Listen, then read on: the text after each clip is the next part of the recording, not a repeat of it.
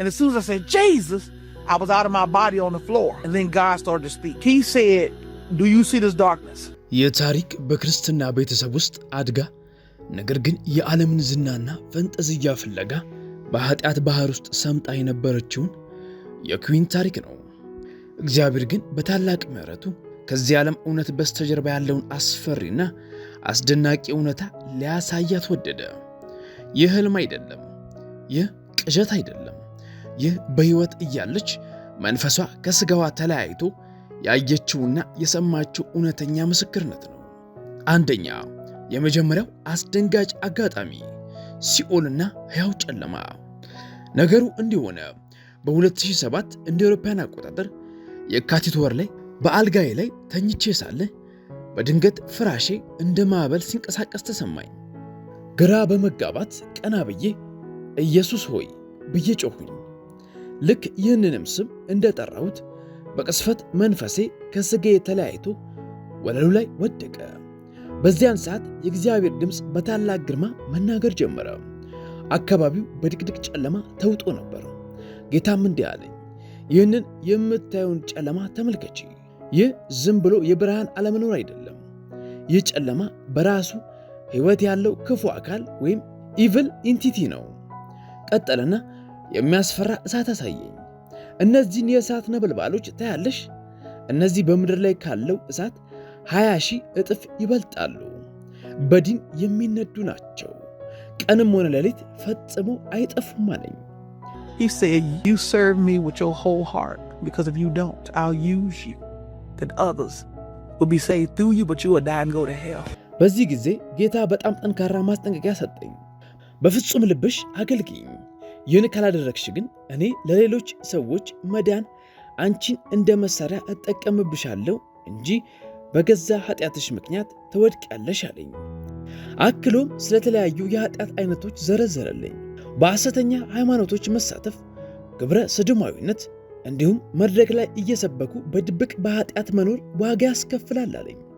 ቡድሃ፣ መሐመድ ወይም ሳንታ ክላውስ ወደ መንግሥቴ አያስገቡም። የሚያድነው አንድ ብቻ ነው፣ እርሱም የኢየሱስ ስም ብቻ ነው። ሁለተኛ፣ ዝነኛው ዘፋኝ በሲኦል ያለው ዕጣ ፈንታ።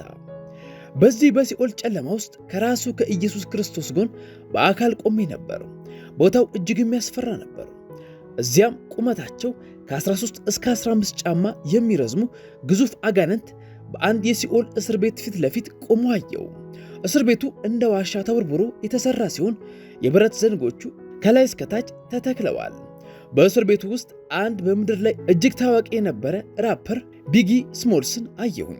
የብረት ዘንጎቹን ይዞ ነበር፣ ነገር ግን ሰውነቱ ከውስጥ ወደ ውጭ በእሳት ይቃጠል ነበር። ልክ በሆዱ ውስጥ ቦምብ እንደፈነዳ አይነት እሳት ይወጣል። እኔም ጌታ ሆይ ይህ ሰው ለምን እዚህ አለ ብዬ ጠየቅኩት።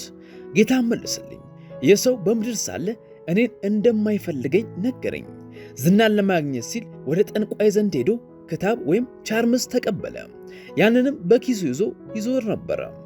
እኔ አላስፈልገውም አለ። አጋንንቱ ያንን ሰው ወደ እስር ቤቱ መልሰው ሲዘጉበት ሰውየው ፈነዳና በኃይል ተቀጣጠለ።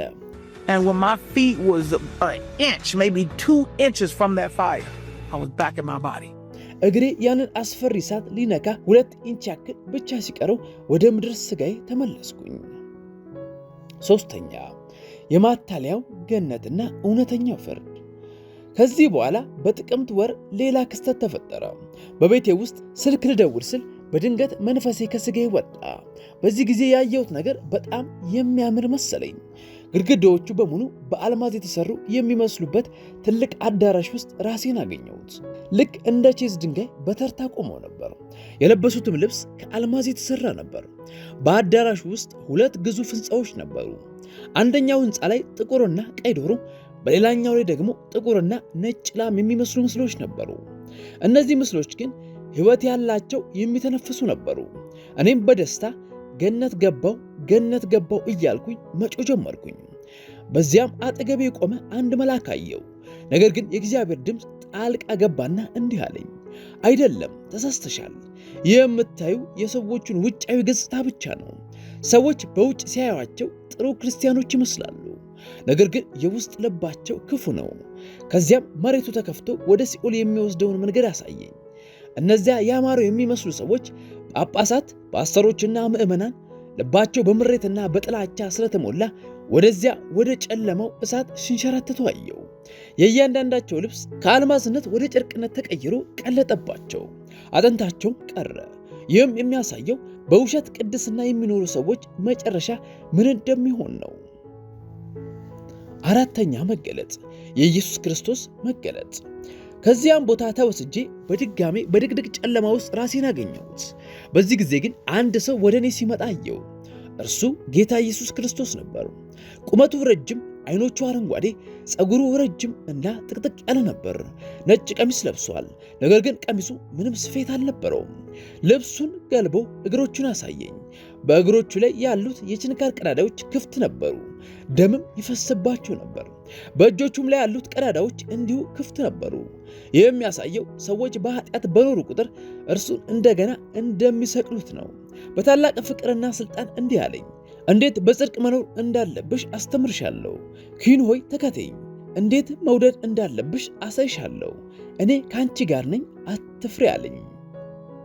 አምስተኛ ክዊን ማን ነበረች? የንስሐ አስፈላጊነት። ይህንን ሁሉ ፍቅር ያሳየኝ ጌታ፣ እኔ ግን በፊቱ እጅግ ርጉስ ነበርኩኝ።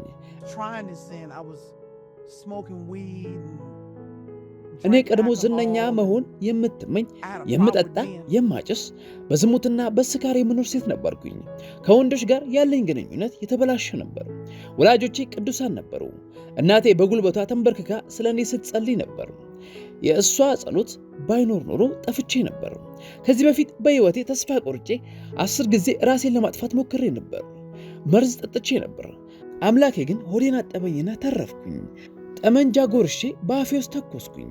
ነገር ግን ጠመንጃው ሊተኩስ ሲል ተቀርቅሮ ቀረ። እግዚአብሔር ግን ለዚህ ቀን ጠብቆ አዳነኝ። ይህ ሁሉ የሆነው እኔ ጥሩ ሆኜ ሳይሆን እርሱ ዕቅድ ስላለውና ስለወደደኝ ነው። ስድስተኛ ስለ ይቅርታ የተሰጠ ከባድ ማስጠንቀቂያ፣ የልብ ድካም። ጌታ ስለ ይቅርታ ያስተማረኝ ትምህርት እጅግ ወሳኝ ነበር። ሰውን ይቅር አልኩ ለማለት ዝም ብሎ በአፍ መናገር ብቻ በቂ አይደለም። ይቅርታ ተደረገ የሚባለው ያ በልብ ውስጥ ያለው መራርነት ተወግዶ ያን የበደለን ሰው ልክ በደሉ እንደተፈጸመ ሳይሆን እንደ አዲስ ንጹሕ አድርገ ማናገር ስትችል ብቻ ነው። ያ ካልሆነ ግን ገና ይቅርታ አላደረግክም ማለት ነው። አንድ ቀን ከባለቤቴ ጋር ተጣልተን ነበር። ይቅር እንዳልኩት አስቤ ነበር። ነገር ግን በዚያው ሌሊት በቤቴ ውስጥ የልብ ድካም ያዘኝ። ነፍሴ ልትወጣ ስትል እውነተኛ እሳት ከእግሬ ጀምሮ ወደ ላይ ሲወጣና ሲያቃጥለኝ ተሰማኝ። ጌታም በግልጽ እንዲህ አለኝ፣ ባልሽን በእውነት ይቅር ስላላልሽው ነው። አሁን ብትሞቺ በዚሁ ይቅር አለማለትሽ ምክንያት ሲኦል ነው የምትገቢው። እኔም በዚያው የመጨረሻ ሰዓት እየጮኩኝ ንስሐ ገባው። ባሌንም ከልቤ ይቅር አልኩት። ያን ጊዜ እሳቱ ጠፋ፣ የልብ ህመሙ ለቀቀኝ። እግዚአብሔር ስለ ይቅርታና ስለ ልብ ንጽህና ቀልድ አያውቅም። ሰባተኛ ማጠቃለያና ጥሪ።